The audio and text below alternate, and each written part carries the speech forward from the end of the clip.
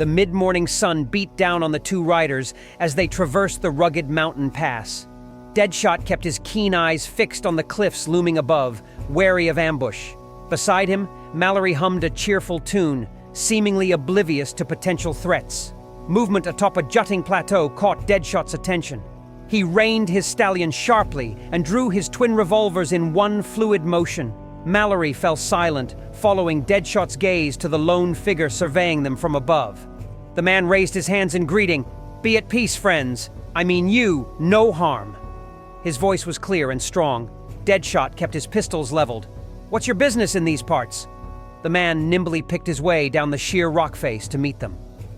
Up close, his Native American heritage was apparent, from the buckskin tunic to the single eagle feather in his braided hair. He appraised them with piercing black eyes. "My name is Redfeather. I know this land well and offer my skills as scout and guide if you have need." Deadshot remained wary, but Mallory grinned. "A guide could prove useful in these treacherous parts. What's your price?" Redfeather studied their equipment and mounts. "Wherever you seek, it must be of great value to risk these lands alone." Mallory raised an eyebrow. "You're a sharp one. We seek a hidden treasure, enough to set 3 men up for life." Intrigue flickered in Redfeather's eyes, but his expression remained impassive. "I will accept 20% of your findings as payment." Mallory spit in his palm and extended his hand. "You've got a deal." That night around the campfire, Redfeather told them of the cursed gold of 1,000 spirits, hidden in the deadly Misty Canyon ahead. Legend said it drove men mad with greed. Deadshot kept his doubts hidden, but Mallory's enthusiasm grew. With Redfeather's help, the treasure was within grasp.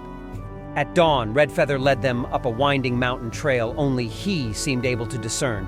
The landscape grew increasingly stark and unwelcoming. Deadshot's unease deepened, but Redfeather's confidence reassured him. While scouting the path ahead, Deadshot spied Redfeather kneeling behind a rock, studying a crudely drawn map. Hearing Deadshot's approach, he quickly hid it within his tunic. "Just saying a prayer for safe passage." Redfeather avoided Deadshot's gaze and pressed on. Deadshot eyed him warily, but held his tongue. He would keep close watch on their secretive guide from here on. That night around the fire, an ominous mood hung over the men. Redfeather told sinister tales of the cursed gold driving countless men mad with avarice over the ages. Its splendor consumed them, leading to betrayal and death. Deadshot sensed an underlying message in the warnings. At a narrow gorge, Redfeather insisted on pressing onwards despite Deadshot's cautions about the treacherous path. Redfeather seemed single-minded in reaching the canyon beyond. Shared obsession had corrupted guide and fortune hunters alike. Deadshot awoke to find Redfeather looming over him, ceremonial knife poised. A strange golden idol dangled from his neck. "The ancient spirits demand blood sacrifice to appease the cursed treasure," Redfeather proclaimed, eyes ablaze. Deadshot kicked him back and drew his pistol, but Redfeather had vanished into the shadows. Nearby, Mallory was already fleeing down the canyon path. Deadshot moved to follow, but Redfeather emerged again on the cliffs above, blocking the trail. "Reveal to me the gold's location and I will spare your lives," he called down. Mallory hesitated, then described a hidden mineshaft entrance ahead where the treasure lay locked in an underground vault. Redfeather's eyes gleamed. "Our pact is sealed. Follow the path before you now." With little choice, Deadshot and Mallory continued warily down the canyon trail. Soon, the weathered timbers of the mine entrance emerged. There was no sign of Redfeather. Inside, the abandoned tunnels were choked with debris and bat guano. Far ahead, crazed laughter echoed. Rushing towards the sound, Deadshot and Mallory were horrified to find Redfeather surrounded by mining tools, prying up boards with frenzied vigor. "Dig, fools! Unearth the ancient treasure!" Redfeather trained a revolver on them, forcing them to claw desperately through the tunnel floor, searching for a hidden passageway to the gold. But it was fruitless.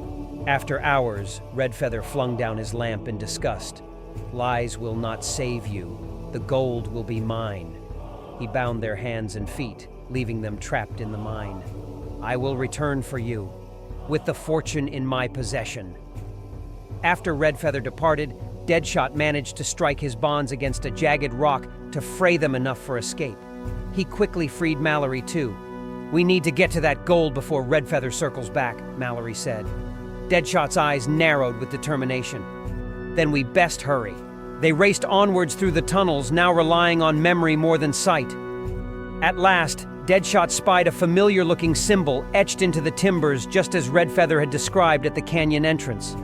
With pickaxes, they bashed through the walls until a cascade of dirt gave way, revealing a glistening chamber filled with riches beyond imagination. The cursed gold of 1,000 spirits. Redfeather does not know the real path yet, Deadshot said, gathering up as much treasure as their packs could hold. They destroyed the walls behind them, concealing the fortune once more. Finally, they emerged into daylight and breathed deep the fresh air. Their packs were heavy with the weight of their reward. High above on a ridge, Redfeather spotted them exiting the mineshaft. His face contorted in rage at the deception. With his knife, he carved a new map into the canyon walls so he might someday return and claim what he had been denied. Deadshot glanced back to see Redfeather shaking his fists and yelling curses at them. Their corrupted guide was now condemned to obsess eternally over this unattainable gold. Deadshot turned away and continued down the mountain path, determined not to share that fate. Around the campfire that night, Deadshot tossed Redfeather's original map into the flames. The parchment blackened, severing their tie to the treacherous scout for good. Do you think we've seen the last of him? Mallory wondered aloud. Deadshot stared into the crackling embers. A man consumed by gold fever knows no reason. In the days that followed, Deadshot often sensed unseen eyes tracking them through the stark canyons. At times, he spotted a lone figure on the cliffs matching Redfeather's silhouette. Their corrupted scout continued to haunt them from afar, craving the riches that fate had denied him. One morning, Mallory awoke inside a ring of animal skulls arranged around his campsite. He recalled shadowy figures dancing and chanting during the night. It seemed Redfeather was resorting to ancient magic and curses to conjure the gold by force. When the canyon narrowed to an impasse, Redfeather appeared above them once more. Only I know the way forward. Share the gold and I will lead you through. We'll find our own route, Deadshot replied. He began scaling the sheer rock wall, Mallory following close behind. With a shriek of rage, Redfeather sent an avalanche of stones down after them before disappearing again into the maze of canyons. His vengeance would not be swayed. As Mallory and Deadshot finally emerged from the deadly Misty Canyon back into the open frontier, neither dared to hope they had seen the last of the scout who had very nearly led them to their demise within. Redfeather's insatiable thirst for the cursed gold linked them still. Until the fortune was reburied deep in some unmarked place, the lure of riches would continue to corrupt men's souls. For now, Deadshot and Mallory had escaped the crucible, but evil had marked Redfeather forever.